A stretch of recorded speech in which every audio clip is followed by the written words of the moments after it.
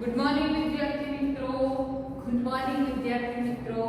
હું અર્પણ વિદ્યાશ્રમ બોલતી પટેલ સોનલ, ધોરણ 8 વિજ્ઞાનમાં ચેપ્ટર 11 બળ અને દબાણ. બળ અને દબાણમાં આપનું હાર્દિક સ્વાગત કરું છું. આપણે જોવાનું છે ભાગ 3. એની અંદર આપણે ભાગ 2 ની અંદર જોયું કે બળ અને દબાણની અંદર આપણે એની અંદર પદાર્થની ગતિની અવસ્થા જોઈ હતી. શું જોયું હતું? પદાર્થની ગતિની અવસ્થા. તો પદાર્થની ગતિની અવસ્થા પછી હવે આપણે આવે છે કે બળ પદાર્થનો આકાર બદલી શકે છે. તો એના આપણે ઉદાહરણ જોવાના છે. આગળ આપણે એમાં જોયું છે કે બળ દ્વારા પદાર્થનો આકાર બદલી શકાય છે. તો આપણે 4 ઉદાહરણ જોવાના છે. પહેલું ઉદાહરણ જોઈએ કે એક ફુગ્ગો લઈએ, ફુગ્ગાને ફૂલાવીએ અને ફૂલાયા પછી એને ગાંઠ અથવા દોરી વડે બાંધી દો અને પછી એ જ ફુગ્ગાને બંને હથેળી વચ્ચે રાખી એને દબાવો. શું થાય છે? તમને શું જોવા મળે છે? તો એ તમને ખ્યાલ આવશે કે ફુગ્ગો જે છે એ ફુગ્ગાને બંને હથેળીઓ વચ્ચે દબાવવામાં આવે છે ત્યારે એનો આકાર બદલાય છે. શું બદલાય છે?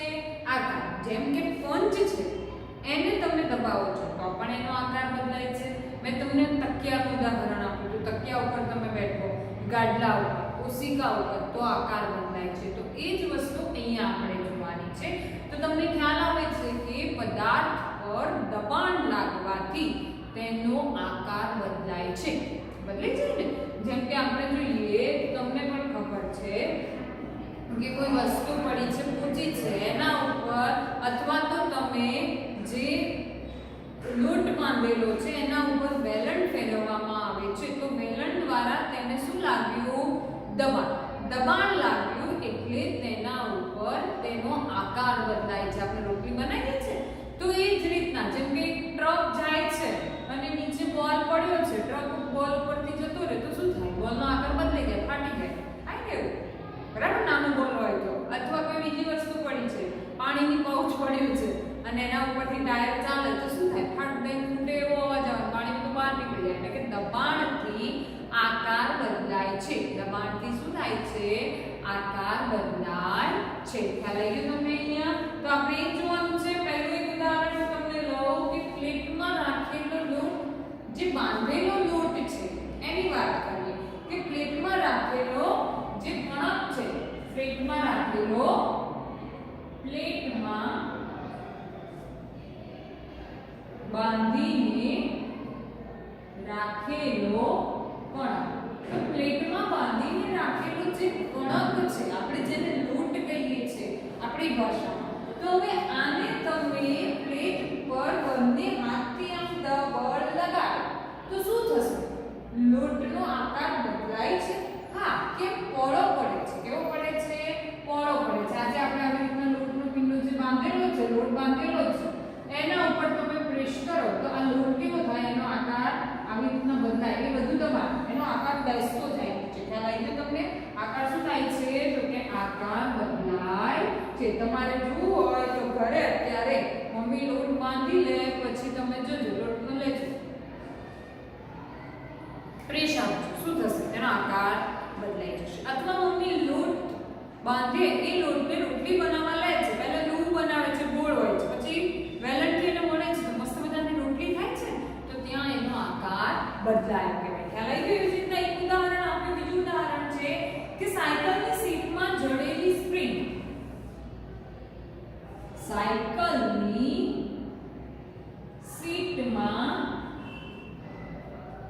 જે સ્પ્રિંગ, સાયકલની સીટની નીચે જે સ્પ્રિંગ આવે છે, આપણે જેને બોલીએ છીએ જડેલી એટલે કે લગાવેલી સ્પ્રિંગ, બરાબર? તો એ સ્પ્રિંગ સાયકલ ઉપર તમે બેસો છો, સાયકલની સીટ પર બેસો છો ત્યારે સીટ થોડી દબાય છે એટલે એનો આકાર બદલાય. બીજું આવે છે કે દિવાલ પર જડેલી ખીતી કે ખીલી દ્વારા લટકાવેલા રબરનું બેન્ડ. કઈ રીતના? તો કે આ જે ખીલી છે, ચલો અહીંયા મેં ખીલી લગાવેલી છે, હવે ખીલી ઉપર હું અહીંયા રબર લગાવી દઉં અને એને ખેંચું તો આકાર બદલાયો. એનું નામ એવું હતું, આટલું દૂર હતું.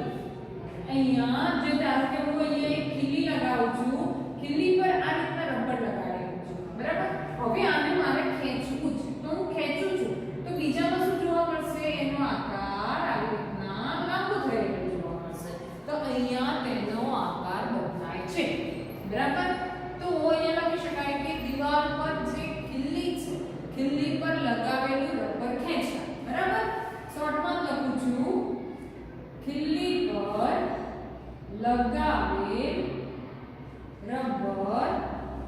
ખેંચતા. ક્લિયર? ત્યાર પછી નેક્સ્ટ આવે છે કે બે આપણે પુલ જોયો છે તમે. પહેલા લાકડાનો પુલ બનાવતા હતા. તો એ લાકડા અત્યારે તો સિમેન્ટ કોન્ક્રીટના પુલ બનવા માંડે એટલે એના ઉપર તમે ગમે એટલો વજન આવે તો એમાં આકારમાં ફેરફાર ના થાય. પણ જે પહેલા લાકડાનો પુલ બનાવતા હતા એ લાકડાનો પુલ પહેલા આવો સ્થિર આવે. બંને બાજુ અહીંયા દિવાલ સાથે જોડાયેલો હોય. આ રીતના વચ્ચે લાકડા હોય, પાટિયા હોય અને પછી આ રીતના ઊભા પાટિયા હોય. તો આની ઉપર તમે ચાલો છો ત્યારે પુલનો આકાર આવો થઈ જાય છે. વજન આવે છે તો અહીંયા એનો આકાર બદલાય છે. અથવા તમે આવી રીતના લોખંડની સ્કેલ મૂકો. શેની સ્કેલ મૂકો? લોખંડની સ્કેલને બે બાજુ ઈંટો ઉપર મૂકો અને પછી અહીંયા વચ્ચે તમે વજન મૂકો. તો શું થશે? આ જે સ્કેલ છે એ સ્કેલ તમને આવી રીતના નમેલી દેખાશે. સેજ ખ્યાલ આવ્યો? તો આ જે સ્કેલ રહી એ સ્કેલ તમને નમેલી દેખાય છે. તો અહીંયા તેનો આકાર બદલાય છે. શું થાય છે કે બે ઈંટો પર મૂકેલી પ્લાસ્ટિક અથવા લોખંડ સ્ટીલની સ્કેલ પર વજન મૂકતા સ્ટીલની બે ઈંટો પર મૂકેલ સ્ટીલની સ્કેલ પર વજન મૂકતા. બરાબર? તો શું થાય? તેનો આકાર બદલાય છે. ખ્યાલ આવી ગયો? હવે અહીંયા આપણો બળ પદાર્થનો આકાર બદલી શકે છે એના ઉદાહરણ જોઈએ. હવે આપણે જોવાનું છે સંપર્ક અને અસંપર્ક બળ. એના પછીનું આપણું આવે છે સંપર્ક બળ. શું આવે છે એના પછીનો પોઈન્ટ? સંપર્ક બળ. તો કે સંપર્ક બળ એટલે શું? અસંપર્ક બળ એટલે શું આપણને ખબર? સંપર્ક કોને કહીશું આપણે?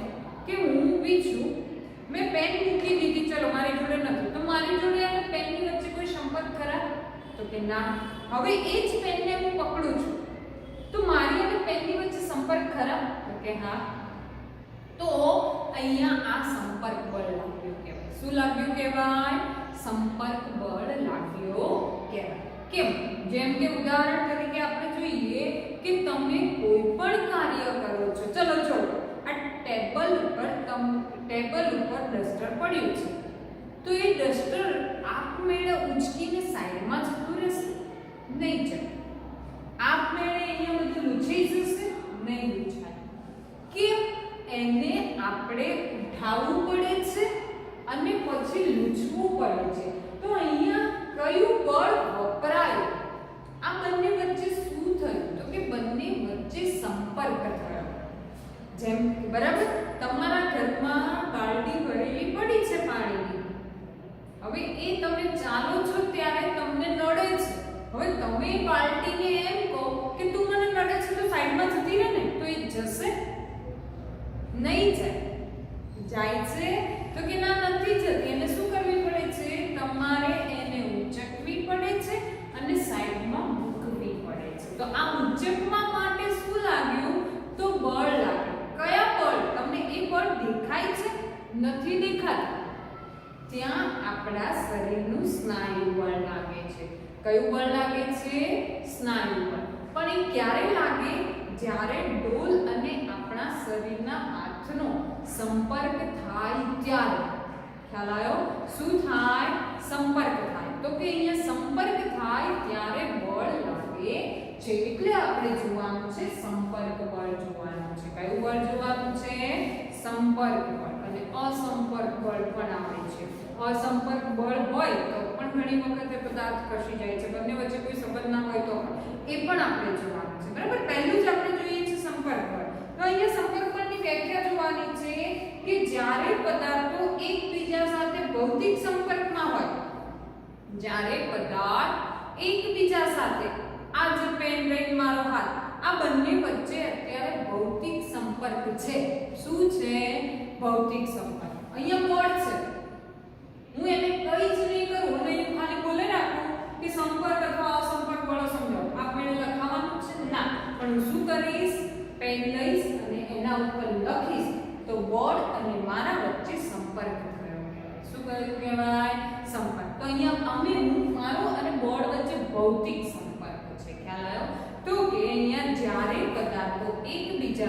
સાથે ભૌતિક સંપર્કમાં હોય ત્યારે તેમની વચ્ચે જે બળ પ્રવર્તે છે, જે બળ લાગે છે, તેને સંપર્ક બળ કહે છે. એટલે ક્લિયર? સંપર્ક બળ કોને કહેવામાં આવે છે કે જ્યારે પદાર્થ એકબીજાના ભૌતિક સંપર્કમાં હોય, જ્યારે પદાર્થો એકબીજા સાથે ભૌતિક સંપર્કમાં હોય, જ્યારે પદાર્થો એકબીજા સાથે ભૌતિક સંપર્કમાં હોય ત્યારે તેમની વચ્ચે પ્રવર્તતા બળને ક્લિયર વ્યાખ્યા તો અહીંયા લખેલું છે, ધ્યાન રાખજો. શેની લખાય છે? સંપર્ક બળની. ક્લિયર? તો કે જ્યારે પદાર્થો એકબીજા સાથે શેમાં હોય તો કે ભૌતિક સંપર્કમાં હોય. જેમ કે અત્યારે મારે અને બોર્ડ વચ્ચે ભૌતિક સંપર્ક છે તો જ લખાય છે. હું બોલી જ રાખું તો બોર્ડ ભરાવાનું છે? નથી ભરાવાનું. ખ્યાલ આવ્યો? તો ભૌતિક સંપર્કમાં હોય ત્યારે પ્રવર્તતા બળને સંપર્ક બળ કહે છે. ત્યારે બંને વચ્ચે પ્રવર્તતા બળને સંપર્ક બળ કહે છે. ક્લિયર? સંપર્ક બળ કોને કહેવાય? જ્યારે પદાર્થો એકબીજા સાથે ભૌતિક સંપર્કમાં હોય ત્યારે પ્રવર્તતા બળને સંપર્ક બળ કહે છે. આપણે એના બે ઉદાહરણ જોવાના છે. એક તો મેં તમને બતાવ્યું, કયું? સ્નાયુ બળ. સ્નાયુ બળ ત્યારે જ લાગે જ્યારે પદાર્થ સંપર્કમાં હોય. બરાબર? હવે બીજું કયું ઉદાહરણ?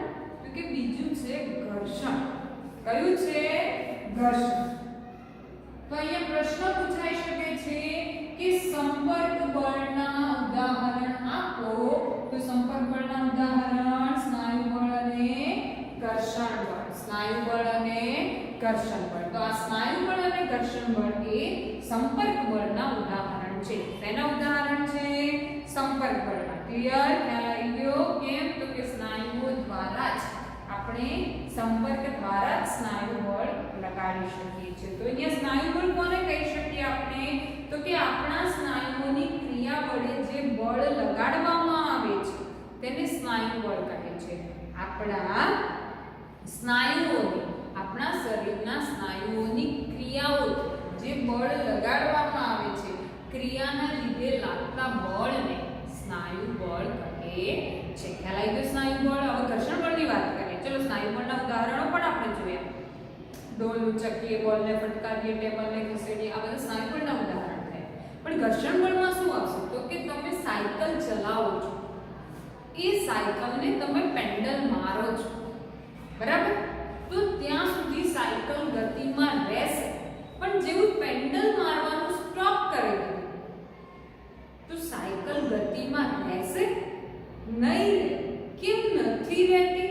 તો કે ત્યારે સાયકલનું જે ટાયર છે એ સાયકલના ટાયર સાથે નીચે જે જમીન છે એ જમીન ઘર્ષણમાં આવે છે. આ બંને વચ્ચે, ટાયર અને રસ્તા વચ્ચે ઘર્ષણ થાય છે. શું થાય છે? ટાયર અને રસ્તા વચ્ચે ઘર્ષણ થાય છે. અને બીજું, સાયકલ આમ જાય છે તો સામેથી વિરુદ્ધ દિશામાં હવાનું ઘર્ષણ લાગે છે. શેનું ઘર્ષણ લાગે છે? હવાનું ઘર્ષણ. તો અહીંયા ઘર્ષણ બળ લાગ્યું. કયું બળ લાગ્યું? તો કે ઘર્ષણ બળ લાગ્યું એટલે પદાર્થ સ્થિર થાય છે. ખ્યાલ આવ્યો? પદાર્થ સ્થિર થાય છે ઘર્ષણ બળના કારણે. તમે ચાલો છો ત્યારે તમારા ચપ્પલ જમીન સાથે ઘર્ષણમાં રહે છે એટલે તમે ચાલી શકો છો, સરકી નથી જતા. પણ તમે ચાલો છો અને તમારા આ જે રોડ છે, રોડ અને તમારા પગની વચ્ચે અહીંયા કેળાની છાલ છે તો શું થશે? પગ લપસી જશે, પડશો, પગ શું થઈ જશે? આમ લપસી જશે અને તમે પડી જશો અથવા આમ પડશો કે આમ પડશો.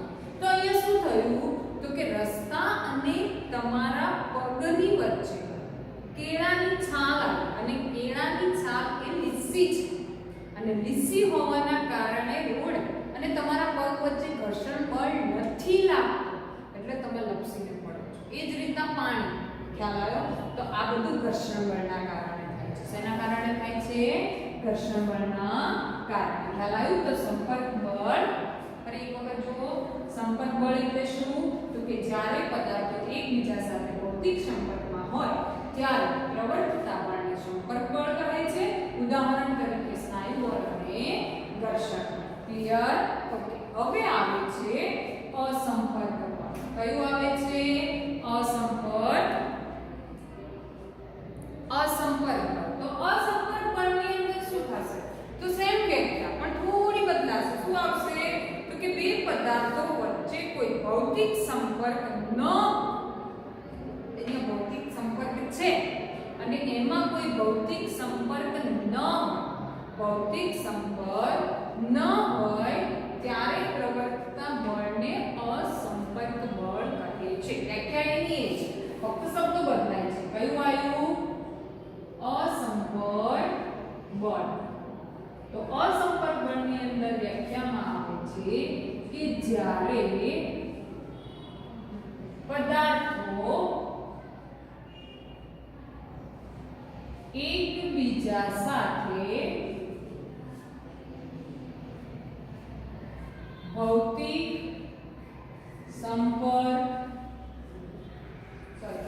સાથે ભૌતિક સંપર્કમાં ન હોય ત્યારે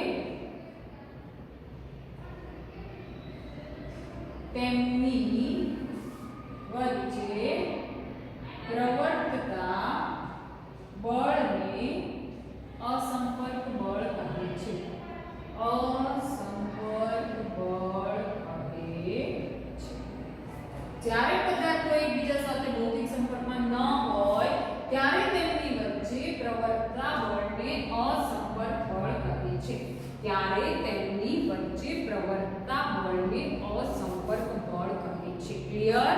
અસંપર્ક બળ કોને કહેવામાં આવે છે? કે બંને વચ્ચે ભૌતિક સંપર્ક જ નથી તો પણ અસર થાય છે તેને અસંપર્ક બળ કહે છે. જેમ કે ઉદાહરણ તરીકે જોઈએ તો ચુંબકીય બળ અને ગુરુત્વાકર્ષણ બળ.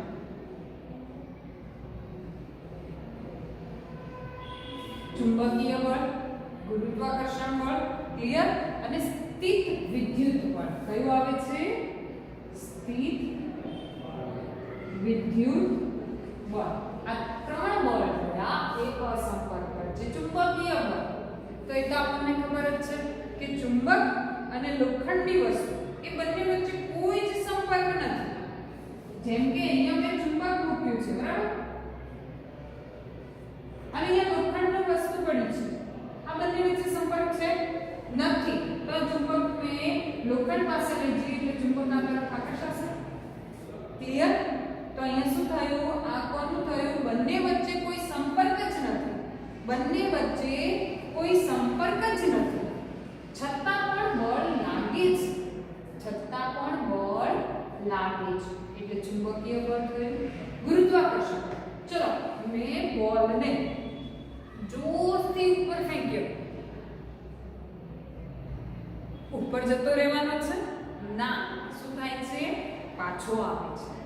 જેટલી સ્પીડમાં ફેંક્યો એના કરતા ડબલ સ્પીડમાં બોલ નીચેની તરફ પાછો આવે છે અને તમે કેચ કરો છો. તો એ પાછો શેના કારણે આવ્યો? ગુરુત્વાકર્ષણ બળના કારણે. કયા ઘર્ષણ બળના કારણે? ગુરુત્વાકર્ષણ બળના કારણે પાછો આવે છે. સ્થિત વિદ્યુત બળ. એટલે સ્થિત વિદ્યુત બળ એટલે કે આપણે એનું ઉદાહરણ જોઈએ તો સ્થિત વિદ્યુત બળની અંદર બે સ્ટ્રો લઈએ. એક સ્ટ્રો એમનામ રાખી અને બીજા સ્ટ્રો ઉપર ઘર્ષણ લગાવીએ. ઘર્ષણના કારણે એ વીજભારિત બને છે અને જે પેલી વીજભાર રહિત છે એની નજીક લઈ જઈએ એટલે બંને વચ્ચે આકર્ષણ. બંને વચ્ચે શું થાય? આકર્ષણ. ક્લિયર? તો એ સ્થિત વિદ્યુત બળનું ઉદાહરણ ગણી શકાય. શેનું ઉદાહરણ ગણી શકાય? સ્થિત વિદ્યુત બળનું ઉદાહરણ. તો અહીંયા તમને વ્યાખ્યામાં ખ્યાલ આવી ગયો. વ્યાખ્યા શું કહેવા માંગે છે? બીજું આના વિશે હવે આપણે આગળના ભાગમાં જોઈએ વ્યાખ્યા ફરીથી કે જ્યારે પદાર્થો એકબીજાના ભૌતિક સંપર્કમાં ન હોય ત્યારે તેમની વચ્ચે જે બળ પ્રવર્તે છે તેને અસંપર્ક બળ કહે છે. ઉદાહરણ તરીકે ચુંબકીય બળ, ગુરુત્વાકર્ષણ બળ અને સ્થિત વિદ્યુત બળ. ક્લિયર? એ જ રીતના સંપર્ક બળ, તો કે જ્યારે પદાર્થો એકબીજા સાથે ભૌતિક સંપર્કમાં હોય ત્યારે પ્રવર્તતા બળને અસંપર્ક બળ કહે છે. ઉદાહરણ તરીકે સ્નાયુ બળ અને ઘર્ષણ બળ. ક્લિયર? હવે આ વિડિયોની અંદર જો તમને ના ખબર પડે તો તમે મને ફોન કરીને પૂછી શકો છો, અને બીજા ઉદાહરણ તમારે જોવા હોય તો ચોપડીના 133, 34 આખા પેજ ઉપર તમને ગમે તે ઉદાહરણ મળી જશે. એટલે આખા પેજ ઉપર એટલે 33 નંબરનું જે પેજ છે, 35 નંબરનું પેજ છે, એના ઉપર તમને આના ઉદાહરણો જોવા મળશે. ચાલો તમે એ ઉદાહરણ જોઈ શકો છો. બીજું, તમે આ જે વસ્તુ હું અહીંયા તમને અત્યારે ભણાવું છું એ તમને પીડીએફ મળે છે ત્યારે લખી લો, અથવા હું જે વિડિયો મોકલાય છે એ વિડિયો પ્રમાણે લખતા રહો તો પણ તમારે હોમવર્કની અંદર એ જ વસ્તુ અહીંયા જે ચલાવવામાં આવે છે એ જ વસ્તુ તમારે લખવાની છે. બરાબર છે કે મેં પીડીએફ ની ઉપર હું પહેલા જ લખી દઉં છું કે વર્કશીટમાં રહેલા જે પ્રશ્નો છે એને તૈયાર કરીને લખવા. તમે જ્યારે જે વિડિયો આવે એ વિડિયો પ્રમાણે તૈયાર કરતા જાઓ તો તમારા જોડે જોડે લખાતું જાય. પછી ઘણા પાછળથી કે મેડમ આ પાર્ટનો ચેપ્ટરનો વિડિયો પીડીએફ મોકલો ને મારે બાકી રહ્યું છે, એ વસ્તુ શક્ય બને પણ ઘણા ના પાડવાના. ખ્યાલ આવી ગયો તમને? અને તમને ખબર પણ છે તો પ્લીઝ કે તમે જ્યારે જે વિડિયો મોકલાવવામાં આવે છે એ પ્રમાણે લખતા રહો. બરાબર? આ જ આપણું ઘરકામ homework. Clear? Okay, thank you.